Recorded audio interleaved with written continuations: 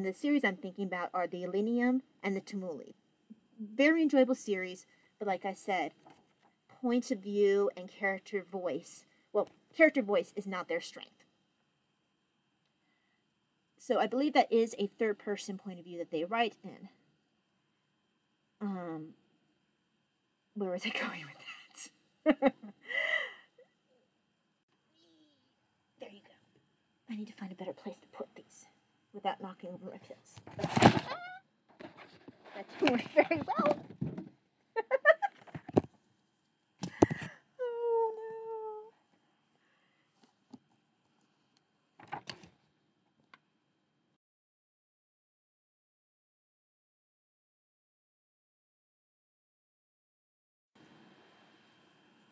Hi, my name is Talia. Welcome to Talia Nerds Out. You will see with my channel that while I'm reading a lot of history books right now, because of the Historathon 2023, I also read a lot of other books, a lot of fictional books. And I tend to have a pretty good variety of them. Not as many historical fiction, which is why I'm also doing a historical fiction, well, I'm not sure if you can call it a read-along since it's really just me doing it. It's a reading challenge I issued to myself and then to anyone else who wants to join. It's a reading challenge to read more historical fiction and to do so on the same timeline as the Historathon. So right now, the Historathon, and I have links below about the Historathon telling you the hashtag and telling you who is leading the Historathon and where you can go to find out more about it. That's down below. Even though this video is not about that, I am going to keep the information down below just so that I can spread awareness of that. But that's not what this video is about. My point is that my historical fiction that I will be trying to read more of is supposed to be lining up with the timeline of the Historathon. So right now the Historathon is prehistory to 500 AD, and that's what my historical fiction reading is running in as well. Now, in this video, I'm not discussing any historical fiction books. I have discussed that in a previous video, I think in a couple previous videos, the one on the Heretic Queen, which is 2 videos ago, and I discussed briefly the C.S. Lewis one that's, I think it's called Till We Have Faces, and that's a C.S. Lewis book on the myth of Psyche and Cupid, or Eros, depending on which translation, Greek or I think it's Roman that does Eros. So, depending on which translation you're going with. I'm not sure actually which one is done in this particular book because I haven't gotten to that point. I'm stalling because I know what's coming next. But I had wanted to do a video discussing some of the other fictional books that I am reading. And the one that I am currently reading that I haven't read in a while is The Sword of Shannara. Sword of Shannara is a trilogy written by Terry Brooks. It's his first trilogy. He actually was a lawyer. I'm actually not sure if he's still doing lawyer work or if he is completely turned over to writing. I'm supposing he's completely turned over to writing. This man writes a lot. There are quite a few Shannara books out there. What's cool about Terry Brooks' stories is that he likes to keep in a family line. So when you're reading down through his books, you know the history of this family because you've seen it. If you have read the previous books, you've seen stories from generation to generation to generation. So it's a really cool way to set up a series or set up a world because you can read any given series by itself. I believe the other series that I had enjoyed and read of his was the Heritage Shannara. I think that is maybe it's 4 books. I can't remember. It's multiple books for that series as well, the Heritage Shannara. But if you can read the Heritage Shannara by itself. You can read the Sword of Shannara by itself. But you get a little bit more out of it, I feel, if you have read Sword of Shannara first and then gone on to Heritage of Shannara, because you have seen what's gone on in this family beforehand. And even if it's mentioned in passing in the Heritage of Shannara, if you've read the Sword of Shannara trilogy, you're like, oh, okay, well, he is kind of behaving like his grandfather, great-grandfather, whatever, in this previous book. So it's a cool way to world build. But what I actually wanted to talk about with the Sword of Shannara is something that has always interested me when I'm reading. There are many things that go into making a fictional book. A really enjoyable experience. I need to put this book down, it's heavy. And it depends from reader to reader. Some people really enjoy just a really complex plot that just sucks them in. They just like to have something that feels exciting and, like I said, complex. Then you'll have other people who like something that's very technical. I'm thinking like a Jurassic Park, or, actually a lot of the sci-fi. Sorry, my thumb braces keep catching on my wrist. But then you also have people who want, and this is similar to the people who like complex plots or a lot of technology and stuff. These are the people who like a lot of world building. So they want to see a lot of different creatures, a lot of different aliens. They want to go to a whole other galaxy, and that's what's interesting to them. Or they want something with a lot of powers, or, like a lot of magic, complex magic systems. So it changes from person to person to person. And then there's people like me who really enjoy something that's very character focused. For me, I could, yes, plot's important. Yes, world building is cool. But for me, if I don't care about the characters, I don't care about the rest of it either. You could have the best plot in the world. You can have the coolest technology. You could have the coolest world. But if your characters are, dull as dishwater, I'm not going to be able to go on. Or even if they're just meh. They're not dull, they're not interesting, or they're only mildly interesting. If your characters can't keep me engaged, I'm just not going to be able to go on. I'm also a reader, and this is where Agatha Christie works very well for me, because I believe it was one of her biography that I read in December. Actually, I listened to it, but where they're talking about how she didn't really care about describing the scenery. And that's the way I am as a reader, and actually also how I am as a writer. Not a serious writer. I write for fun. I used to be in writing groups when I was in high school and college. I actually still have a lifetime membership to the Writers Village University, WVU, where they have writing classes, etc. But there was a small group within the WVU that my mom used to run, where people would read each other's works and they would critique it. And part of what you were critiquing, besides grammar, was you were critiquing writing style. Does this make sense? Are you keeping within the point of view of the character that you are supposed to be writing in? Are you head hopping? All these other sorts of things. So while that was a very enjoyable and interesting experience, it did, to a certain extent, ruin reading for me. And the one example I always give is David Eddings. David Eddings, and I don't have any of his books here, David Eddings is an author that I thoroughly enjoyed prior to really doing a lot of writing and critiquing. And I still, to a certain extent, enjoy his books. But something that writing critiquing really made clear to me is that Eddings, and it's a husband-wife team, I believe. But they both write under the husband's name, David Eddings. But one thing that I did notice after critiquing and doing writing myself was that Eddings, even though his characters can be engaging, his plot is really well thought out, you really do enjoy being there and care about the characters. Unfortunately, Eddings has a grand total of 2 or 3 characters. And I don't mean that he has 2 or 3 characters literally throughout the book.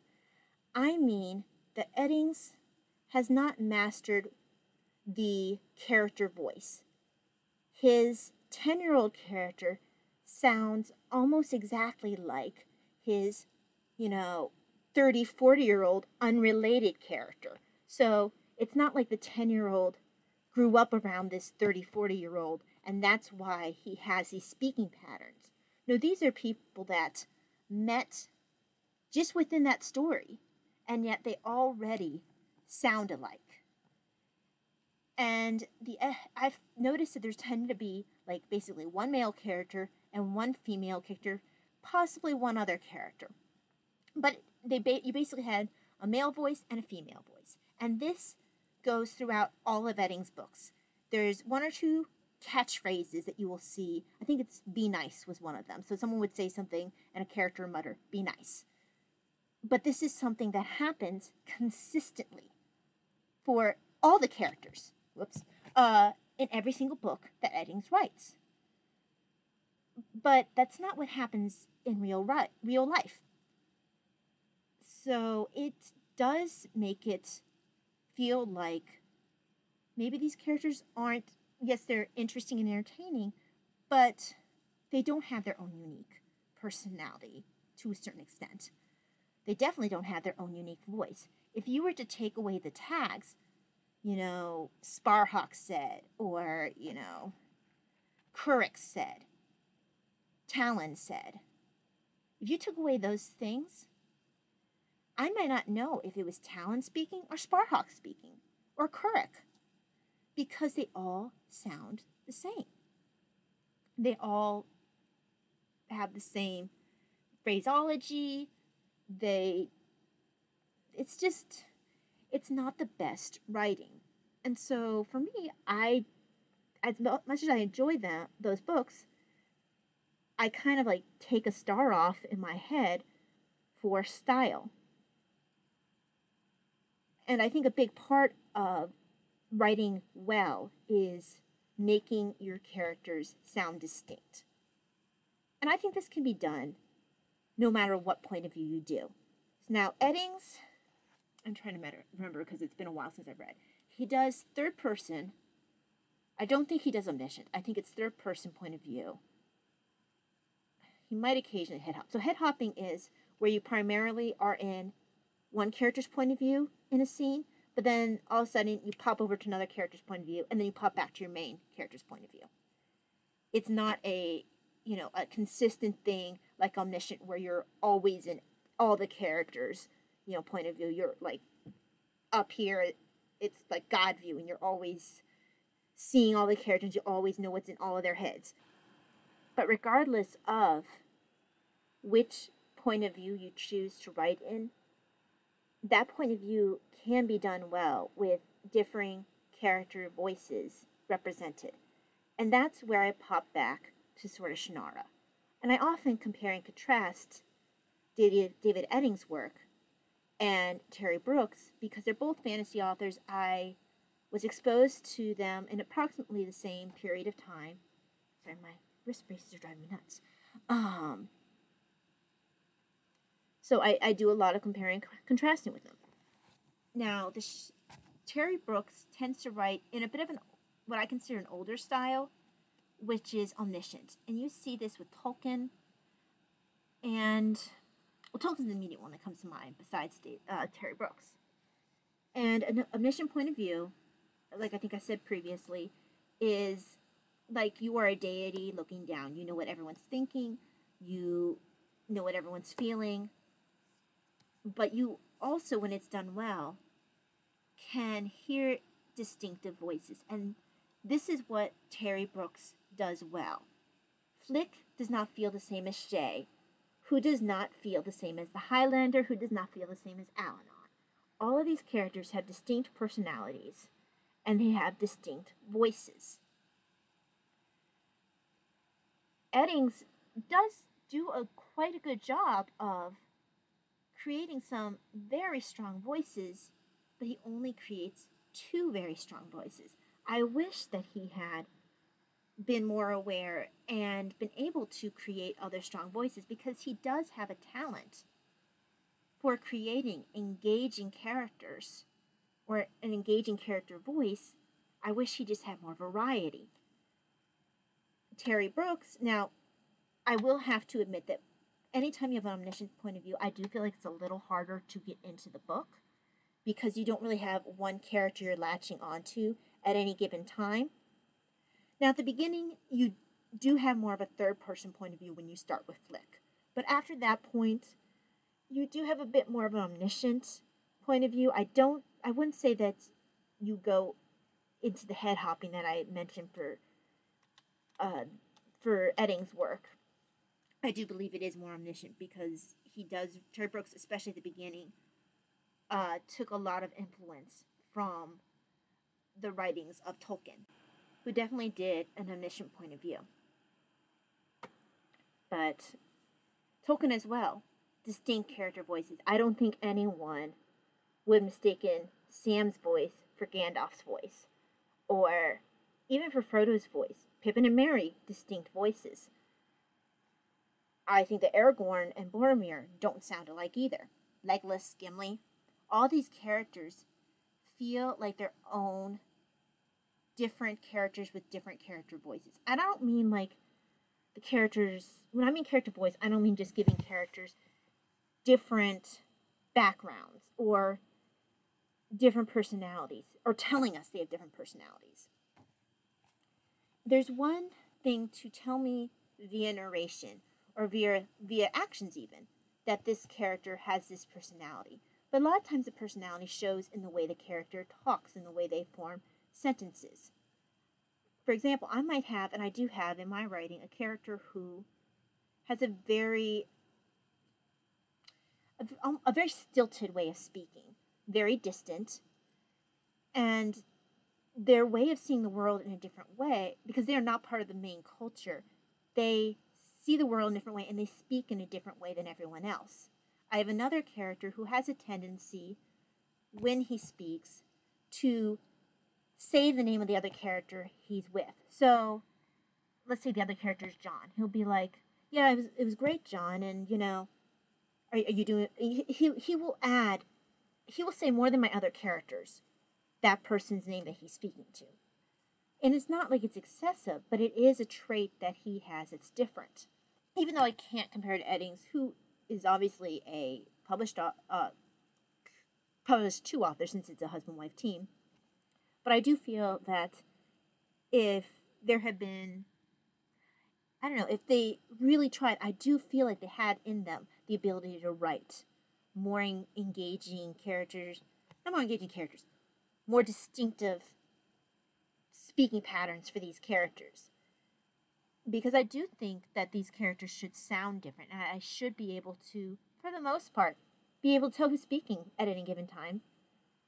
Just because these characters are such distinctive, interesting characters. And I know that even authors who generally do very well with character voice, with each of their characters having a distinct sound to them, even they can sometimes, if they didn't have tags, not be quite as clear about who's speaking at any given time. But for the most part, they're usually pretty good with it. My issue with Eddings is that, like I had mentioned before, the catchphrases that go throughout all his books. If it was just even in this main core group of characters in one series, you might be able to argue, well, these people have been traveling together. After a while, they're going to pick up on each other's phraseology. But even then, I feel like you need to have a period of time where you see that developing if these characters are not people who had known each other previously. Just in order to, I don't know, make it feel more real. Anyhow, Terry Brooks does do a very good job of this in the omniscient point of view. Omniscient, like I said, isn't necessarily my favorite just because it does tend to be more distant. But in spite of that, both Tolkien and Terry Brooks do this very well. And I do intend going more into Terry Brooks later, but that's mostly what I want to use Terry Brooks for at this point. I might pull him up later in the video. Now, I have seen omniscient point of view used differently. This is an older style. Not this book. Is when you have a non-character narrator. And sometimes with a non-character narrator, you might hear what's in the character's head or hear about their motivations. I do feel like Jane Austen doesn't fall into that quite as much in here, but you aren't quite as much in a particular character's head the way that you might be with some of the other points of view. What's interesting about this style of writing is this comes from a period of time where novels felt like they kind of had to insert some sort of moral. So you'd suddenly have the narrator go off pontificating about something random or talking about politics or something that felt more legitimate or more intellectual. Jane Austen, because she was writing a satire, this is a satire on Gothic novels, she satirizes even the use of the narrator voice. She's like, okay, yes, I have the random overhead narrator, but when I pontificate, I'm going to pontificate about novel writers who put down in their novels. So, like, I guess in some other novels of the period of time, you might have a heroine be like, oh, I never read novels, as if this is just like the most horrendous waste of time, and this is looked upon as a good thing. Or you might have the novel writer be like, yes, they have to justify their characters reading of novels, be like, oh, they don't always do this, they just picked it up because that's what they saw laying there, it was a moment of weakness, whatever. Jane Austen uses the narrator format to turn that on its head and pontificate instead, like I said, about why novel writing is a superior form of writing. So it was a kind of fun twist on that style. Now, do you have distinct voices in here? I do think you have distinct voices in here. And, I mean, this is fairly early on when you're even thinking about character voice. You aren't very far off, like I said, from the novel basically being a moralizing tool. So, for there to be a distinct voice, I think is quite an accomplishment. And there are a few characters I can think of. Your main character, Catherine, actually your love interest. I think that Isabella Thorpe and Isabella's brother have unique voices. So yes, I do think, even this early on, Jane Austen did a very good job giving you a feeling of these characters through character voice. Like I said, it's just not something I think you saw quite as often, simply because of the way that novels were seen back then. One kind of novel writing that I find to be almost a masterclass in writing point of view, at least the way that it's handled here, is the epistolary novel. And the example I'm going to give is Lady Susan. Ignore the other works, I'm not talking about that. That's her juvenilia and her unfinished works. But Lady Susan is her novella. Wait, novella? Yeah, I think that's what they're called. The little novels that... the itty-bitty novel. This is one of her early works. And like I said, like I mentioned, it is an epistolary novel. You get a very strong feeling of who Lady Susan is through the way she writes. She is a character that just jumps off the page. And so the other characters also have very unique voices that come through in their letters. But the starring character, actually her friend's pretty good too, is Lady Susan, who just comes out with all her glory.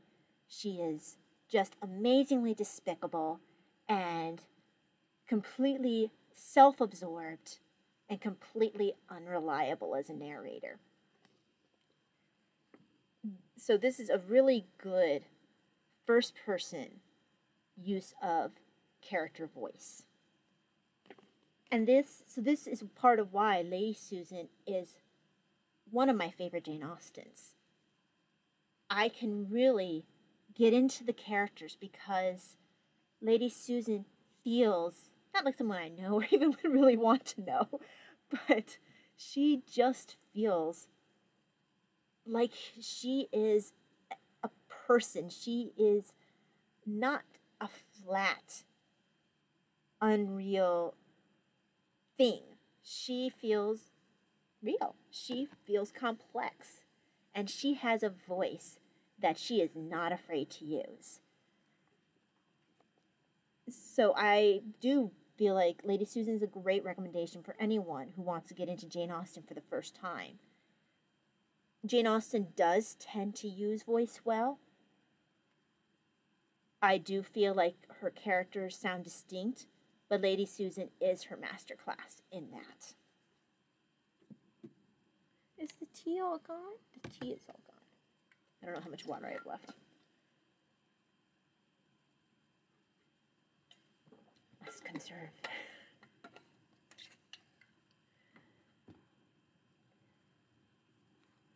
Another book that does quite well in character voice, and I don't know that she gets enough credit for her writing in this area, is Agatha Christie. This is another very good example of first-person writing, but a first-person narrator who makes good use not only of character voice, but who almost breaks the fourth wall because you feel like this is your world. He is writing these books for your consumption.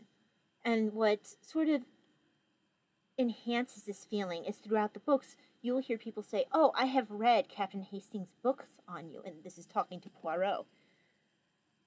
So you are holding Captain Hastings' book in your hand. So therefore, you are a part of Agatha Christie's world, even if you're not deep in the workings of it. What's nice when you are reading one, particularly that is a Captain Hastings narrated one. Now, most of the Captain Hastings narrated ones are short stories.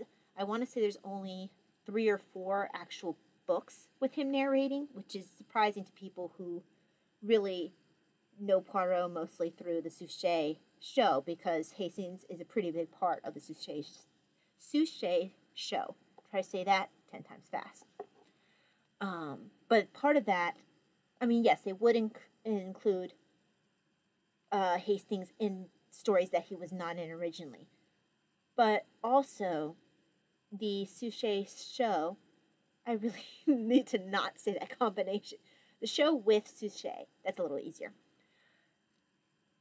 It did a lot of the short stories to begin with. So the things that are in Poirot Investigates, in the Poirot Early Cases. I'm looking off to the side because I have Poirot's short stories right past the screen behind y'all. But when we have Captain Hastings as a narrator, not only do we hear his voice and get a good feel for him, we also feel like we are part of the world. I will admit that Hastings and other narrating voices can sound similar for Agatha Christie, although when Hastings talks, he does have his own feel when he talks within the story, not just when he's narrating. And Poirot definitely sounds like his own person. So does Miss Marple. So do a couple of other characters who are recurring, yet might not even be main characters. I can think of a couple for Miss Marple. But if they're the ones I'm thinking of.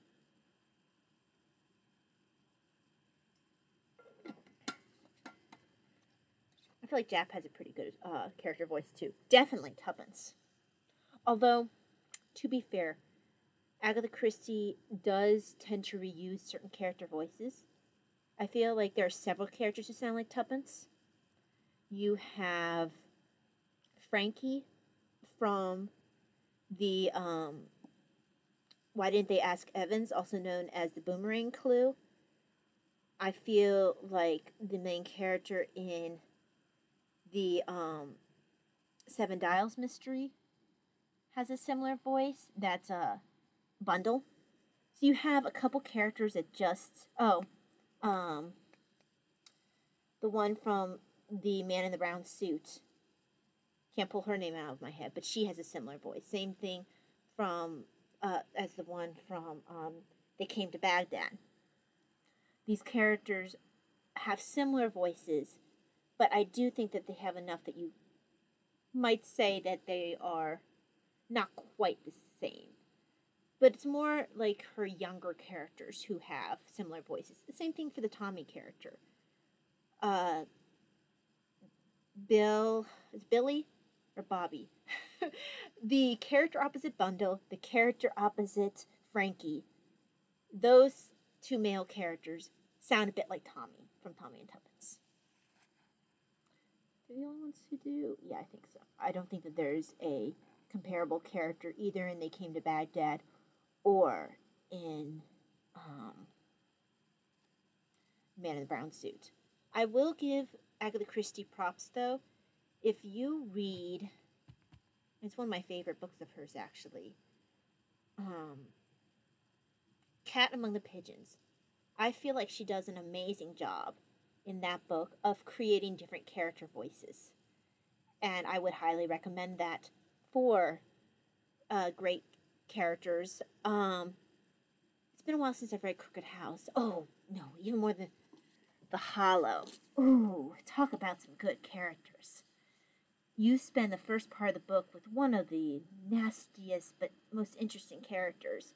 And I don't always like all the characters in The Hollow, but they have very interesting voices. I do feel like The Hollow wins a gold star for character voice. Actually, Death on the Nile is pretty good for character voice as well. I know when Jackie sounds right. And Suchet's version, Death on the Nile, that is a great Jackie. And same with Lynette. Really good Lynette, really good Simon. So their character voices are unique enough that when I hear them, when I see them, I'm like, yes, that's them. And that's when you know an author has done the character voice well. When you hear them, you know that's them. So some books she does better than others, but she is definitely capable of doing not just one or two good character voices, but multiple character voices. Now, it might seem a bit obvious, but I do want to bring up another first person story that has a good use of character voice. Now, I already mentioned Hastings. And you can argue one way or another whether or not Hastings has a good character voice as a narrator. I do think that the narrator voice that Agatha Christie uses can sound similar if she does another first person. The example I might give is Pale Horse, who's a different first person narrator. That character, while not sounding exact to Hastings, can have some similarities. I would also point to the Murder of Roger Ackroyd. But just as a narrator, as characters, when they speak, they do sound distinct to Captain Hastings. But as a narrator, and that's going to sound weird, how can they sound different as a narrator, but the same as a narrating voice? Well, because it's a first-person point of view, what they say isn't always all they say. So, like, what comes from their mouth isn't always what they say. We're hearing, really, what's going on through their heads. And I don't want Captain Hastings' stuff going through his head to be the same as any of the other characters. Now, Hastings, because he can get a bit grumpy sometimes, does generally stand out a little bit more against the Doctor from Roger Ackroyd and from the young man from The Pale Horse. but I can see where if you don't read certain sections, where the majority of the work in the narrating voice might seem very similar. Now, a first-person voice that you have a narrator that isn't trying to tell a story to someone else, this is just a story from their point of view using the I, like maybe this is just that character thinking through their story. Like while they're experiencing their story, these are their observations, these are their thought processes. So we are following, I think this is Jordan McKell for this story. Is this Jordan? I'm sorry, no, that is, Jordan is from the, Icarus Hunt. This is Frank Compton. I don't know why I didn't remember that, because this is a 5-series book. It's called the Quad Rail series. Highly recommend. This is the first book, Night Train to Rigel. The best way I've heard this described is the way my mom has described this, which is as a space noir. So you have all the fun stuff of sci-fi that sci-fi fans might enjoy. The world building, the technology, all that kind of cool stuff. You're traveling through space. But you have something that is Timothy Zahn's strength, which is characterization. And part of his strength with characterization is character voice. You will see this in his Star Wars books. Han sounds like Han, Mara sounds like Mara. All the different characters have their distinct voices. You also see this in his own writing. Even though you're dealing with a first-person point of view, Beta has her own voice. Frank has his own voice. And there are other characters throughout that do sound distinct. These characters are all very interesting. I think this is a really good way to use first person while not have a first person who's writing this tale for someone else. I think this was... Did I read this before, Icarus Hunt? This is definitely the first sci-fi series that I read in a first-person point of view. I always, have found that very, very interesting, very impressive, because I would find that to be rather a difficult way to write, because most of the time, and I think this is what he does. Okay, no, he does this. Sometimes I think you would have to fight the urge when writing in first person, especially if you're doing first person and you're not writing it as if you were just recording this for posterity. It would be very challenging not to write in present tense. Timothy Zahn very smartly does this in past tense, so you're not trying to do a full novel in present tense. I think that would be challenging. But the other thing that is enjoyable when you're doing a first person, besides the fact that this book is already good with, character voice and characterization, you only see as much as Frank does. We don't know what Beta knows. We don't know what any of the other characters know unless Frank knows it. We know what Frank is trying to think of, what Frank is trying to solve, how Frank is really putting things together. Frank is kind of like, think of your Sam Spade type character. So this kind of first person works very well for suspense, also works well for mystery, even if you're not doing the narration style of a Watson or a Hastings, which also works very well for the mystery. I'm not sure if that style would work quite as well for sci-fi, but I'm sure there is someone who's done that well out there.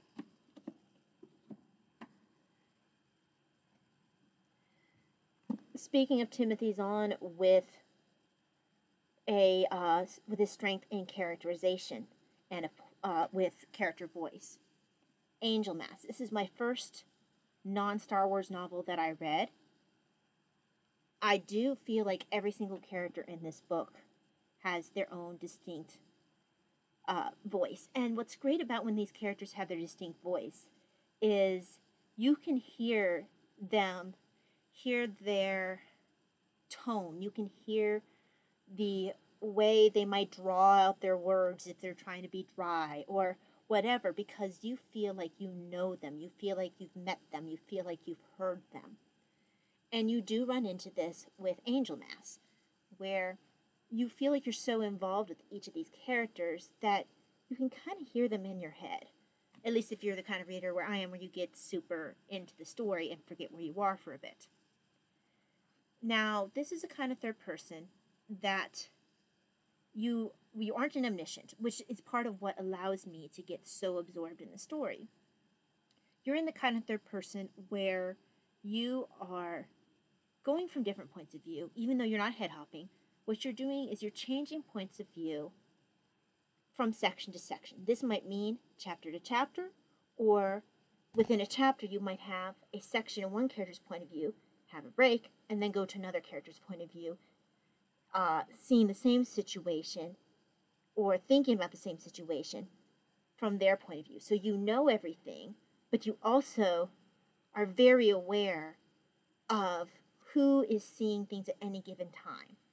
It has some of the benefits of omniscient insofar as you know things that the characters, not all the characters do, but what it has over omniscient is that you don't, when you're with that character, you are with that character.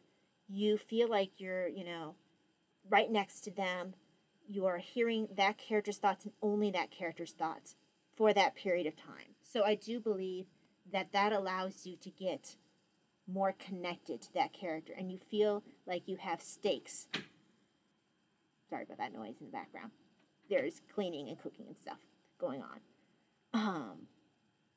So you feel like you have a stake in what goes on with them because you've had a chance to take the time and just be with that character. It's almost the same benefit you get from a first-person book because you are hearing the narration from their point of view. So, for example, and this is something that I do in my own writing, Timothy Zahn has really influenced the way I write. So, okay, I'm just pulling something at random. Costa looked at her, feeling his arguments catch somewhere halfway down his throat. Well, also here, you hear his voice. I was sure, too, yesterday, Costa reminded himself as he headed down the quiet corridor toward his office.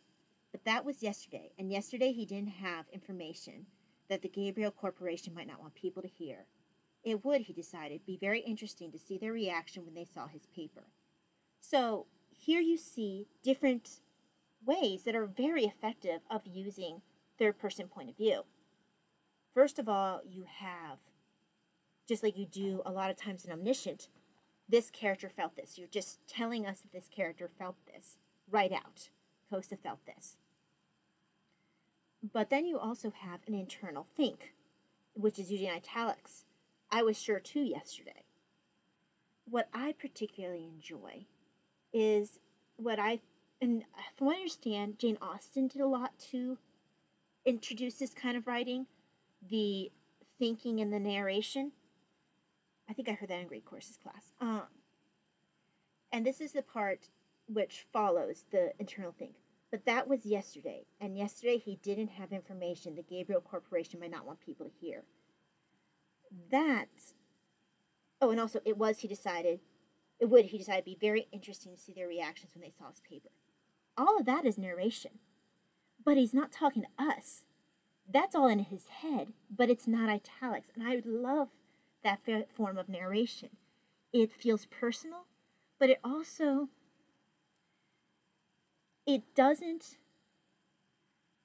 sometimes I feel like the internal thinks can be a little bit more jarring. It can be a little bit more obvious that, oh, I'm in their head. Whereas I feel like when you have this internal narration where you are in the characters, and I'm sure there's a better term for that, a more accurate term for that, but this third-person character narration where you are seeing the world with them, I like this when it's not in the internal thinks form, because it's almost like you've had a mind meld with this character where you're feeling what they feel literally, because that's what the narration is saying. Like, that was yesterday, and he didn't. It would be very interesting to see this. It's no longer just, you know, a spoken word, a literal thought bubble. Now the whole narration has become his thought process. It's the next best thing to doing a first person, where you are literally having your character say, I think this, I think that this is a third person way of doing that. Why not just do a first person? Well, first person, I feel a lot of times to be effective, unless you're doing an epistolary, you have to stick with one person throughout the novel. I've heard of people who do a switch of first person from chapter to chapter. That sounds really confusing to me, unless it's epistolary where you could say, oh yeah, this is this character. I feel like you could possibly get lost in who is the current first person narrator.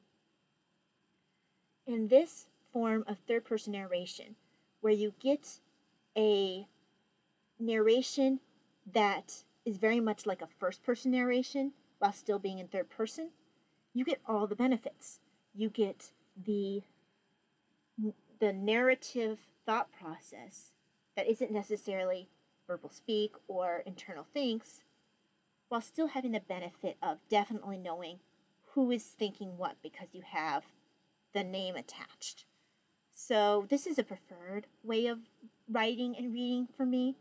I think a lot of confusion is taken out, and I think that it's just very effective for drawing the reader in, making them care, making them feel like these characters are real, sympathizing with them, empathizing with them, because you are with them every step of the way, and you've had one-on-one time with them. And you feel what they feel because, like I said, you felt it, you've seen it, you've been there. In a way that you aren't necessarily when you're omniscient, because you're not taking the wide view, you're taking a close view. And your close view might change from section to section. Like, okay, this section I'm Chandris. This section, I'm Costa. This section I'm whoever. But for that period of time, I am with them and no one else. So yeah, I think that's an amazing way to get character voice and to draw a reader in.